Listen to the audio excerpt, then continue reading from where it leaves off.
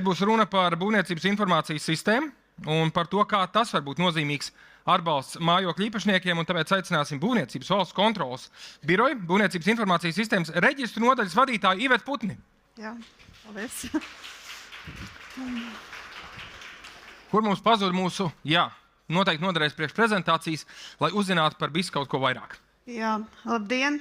Man patiešām liels prieks redzēt jūs tik klupā skaitā un arī par šiem visiem apbalvojumiem un apsveikumiem. Tiešām liels prieks, ka mums ir aktīvi dzīvokļu īpašnieki, kas paši pievērš uzmanību saviem pagalmiem un mājām un tos sakopj.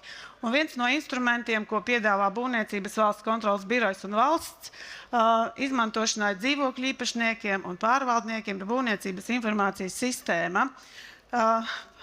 Man ir diezgan sarežģīts uzdevums izstāstīt šajā īsajā laikā par to, cik šī sistēma ir nozīmīga, ņemot vērā, ka tā ir lielākā valstī informācijas sistēma. Tā aptver būvniecības procesu no pašas ieceres līdz pat nodošanai eksploatācijā. Un uz 30.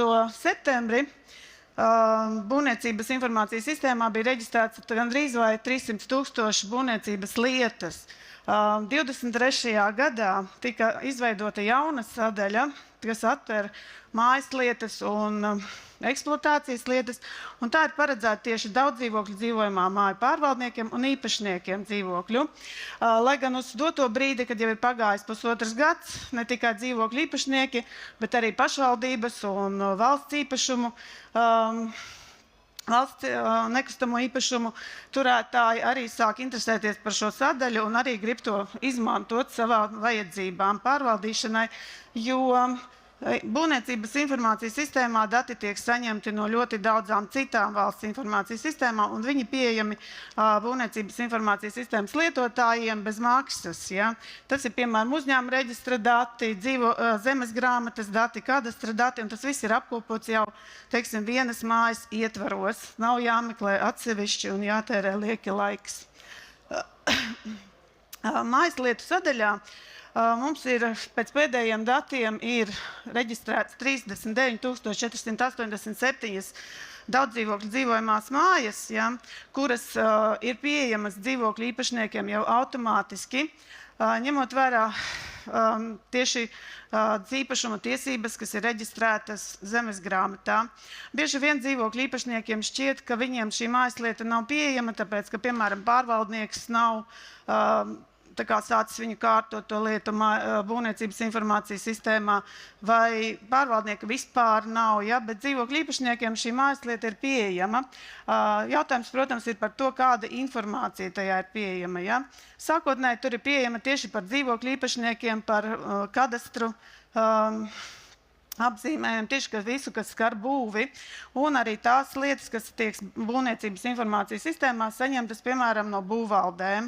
Šī informācija visa tiek automātiski iekļauta jau esošajā mājas lietā, un var jebkurš dzīvokļu īpašnieks atvērt šo lietu un paskatīties, kas tad jau ir, zināms, arī bez pārvaldnieka klātienes par viņa māju. Pārvaldnieki savukārt viņiem nav tāda privilēģija uzreiz redzēt, noslēdzot pārvaldīšanas līgumu šo mājaslietu, bet viņi var apskatīt to tikai tad, kad viņi reģistrējas pārvaldnieku reģistrā un pieprasa piekļuvi mājaslietai. Tas ir sniedz informāciju par noslēgto pārvaldīšanas līgumu. Mums ir, kā iestādē, kas strādā gan ar pārvaldniekiem, gan mums ir, teiksim, raksta un zvana un jautā daudz īpašnieku, tad ir tāds izveidojies priekšstats no pārvaldnieku puses, ka dzīvokļu īpašnieki nekādā veidā nelieto nec informācijas sistēmas, nec viņiem ir tuvas, teiksim, digitālās ierīces, kā piemēram mobilais telefons, kur tad viņi vēl varētu noautorizēties, pieslēgties Būvniecības informācijas sistēmā un paskatīties mājas lietu. Jā, tomēr ir, es personīgi tam nevaru piekrist, jo paskatoties, kā cilvēks spēja organizēties, lai sakārtotu savu pagalmu, tad es domāju, paskatīties Būvniecības informācijas sistēmā, kas tajā mājas lietā ir, tas vispār ir sīkums. Savukārt, dzīvokļu īpašnieki mums uzdod pretējus jautājumus, ja, un viens no pašiem tādiem aktuālākajiem jautājumiem ir, kā tad piespiest vai panākt, lai pārvaldnieks beidzot sāk kārtot mājaslietu Būvniecības informācijas sistēmā, lai tā būtu pieejama dzīvokļu īpašniekiem. Manuprāt, te ir neliels tāds maldīgs priekšstats pārvaldniekiem, ka mājaslieta ir viņu īpašums, nevis dzīvokļu īpašnieku, ka visi dokumenti, ko viņi sagatavo par mājas pārvaldīšanu, pieder viņiem, nevis dzīvokļu īpašniekiem. Un te vajag to pretējo virzienu, ka tā ir dzīvokļu īpašnieku lieta, ka viņiem pieder visi šie dokumenti un ka viņiem tiem ir jābūt pieejamiem. Ja?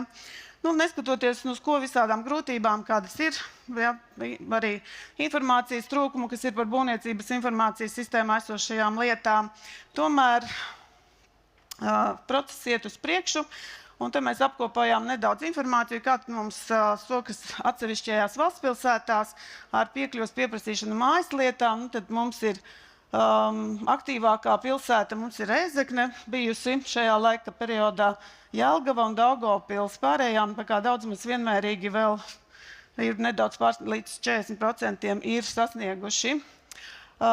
Visaktīvākā tāda pilsēta, kurā man gribētos uzsvērt, ir mazie pārvaldnieki, dzīvokļu īpašnieku biedrības, kas tiešām pašas vēršās un mēģina pieprasa šo piekļuvi reģistrē pārvaldīšanas līgumus, ir Liepāja. Ja, pārējiem vairāk gribētos teikt, ka tie ir lielie pārvaldnieki. Un savukārt novados, novadu mums ir daudz, jā, tā situācija ir ļoti raiba. No 1%, piemēram, Bauskas novadā, līdz pat 67% Olainas novadā. Jā, tā Olainas novads šobrīd ir pats aktīvākais, otrais novads aktīvākais mums ir Līvānu novads, un trešajā vietā ir Jēkabpils novads. Jā. Tā kā pārējiem ir, kur sasparoties, ņemt piemēru, kā tad darboties, piekļūt pie mājaslietām. Ko tad piedāvā būvniecības informācijas sistēmā esošā mājaslieta? Pirmkārt, tas primārais, kas ir, tā ir informācijas sistēma, kur ir pieejama jebkurā vietā, jebkurā laikā. Tāpēc, ja ir pieejams internets, kas vienmēr ir digitālajiem rīkiem, ja nav interneta, nav arī rīka. Ja? Tātad tas ir jāņem vērā. Ja šis ir interneta pieslēgums, jebkura digitālā sistēma, informācijas sistēma jums būs pieejama. Tātad manā ieskatā arī, ka digitālā mājaslieta palīdz tieši dzīvokļu īpašniekiem iesaistīties mājas pārvaldīšanas procesā. Viņa padara to saprotamāku, cilvēkiem ir iespēja redzēt, kas pārvaldniekam ir jādara, ko viņi no viņa var prasīt un ko var rezultātā arī sasniegt. Tātad arī tā ir tāda vēsturiskā, varbūt arī pat, kā lai saka, arhīvs par māju, tās patēriņiem, par izmaksām, par tām veiktajām darbībām, par dzīvokļu īpašnieku lēmumiem, un tas viss tiek apkopots vienu vietu. Būvniecības informācijas sistēmai autorizēties un piekļūt visām šī informācija nav nemaz tik sarežģīta. Jūs visi noteikti esat izmantojuši valsts ieņēmuma dienesta informācijas sistēmu, kur ir autorizācija ar, piemēram, ID karti, vai portāls Latvija LV. Tieši tāpat tās var pieslēgties un paskatīties, kas notiek būvniecības informācijas sistēmā. Vēl viens bonus ir tāds, ka būvniecības informācijas sistēma uztur valsts. Līdz ar to jebkuram pārvaldniekam šis ir bezmaksas rīks, kur gan tehnisko atbalstu, gan uzturēšanu, gan pilnveidošanu nodrošinās Būvniecības valsts kontroles birojas šobrīd pašlaik šajā situācijā. Vēl būvniecības informācijas sistēma, protams, piedāvā šo digitālo rīku, kas ir aptaujas un kopsapulces, organizēt informācijas sistēmā. Man šķiet, ka tas ļauj cilvēkiem, kuriem varbūt nav iespēja piedalīties klātienē, varbūt nav vēlēšanās, bet šajā gadījumā viņiem ir iespēja veltīt kādas 5 minūtes, noautorizēties būvniecības informācijas sistēmā un sniegt savu balsi, lai pieņemtu lēmumu. Arī pilnveidojumi mums tiek veikti, un šobrīd arī runājot par mazākumu balsojumu, tos 1. novembri būvniecības informācijas sistēmā būs pieejams arī mazākumu balsojumu funkcionalitāte. Tātad, kā jau es arī iepriekš minēju, ir pieejami dati no citām būvniecības informācijas sistēmas sadaļām. Tas ir gan no reģistriem, gan no būvvaldes sadaļas. Nākošgad paredzam arī, ka būs VUKD lēmumi pieejami dzīvokļu īpašniekiem par veiktajiem atsekojumiem.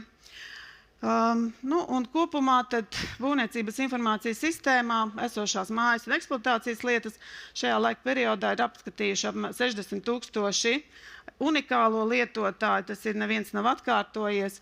Izdevumu ieņēmumu pārskati, šīs ir tādas sadaļas, kas ir mājaslietās. Tātad reģistrēto dokumentu skaits uz doto brīdi. Visvairāk ir apsekošanas žurnāla ieraksti. Ļoti daudz ir dažādi dokumenti, kas aptver gan līgumus, gan tehniskos apsekošanas atzinumus, kā es zinu, ka tādus arī tur pievieno. Un arī tiek izdotas īpašnieku pilnvaras, kas arī viens ir no priekšrocībām būvniecības informācijas sistēmā, jo var izveidot digitālo pilnvaru, kuru nav nepieciešams notariāli apstiprināt, un to var izmantot gan klātienes, gan arī digitālajās aptaujās. Un, manuprāt, arī viss īsumā centos izstāstīt par šo lielo rīku un informācijas sistēmu. Ceru, ka jums visiem radās interese paskatīties, kas ir jūsu mājaslietā un ko pārvaldnieks dara. Veiksmīgu dienu. Paldies jums! Paldies!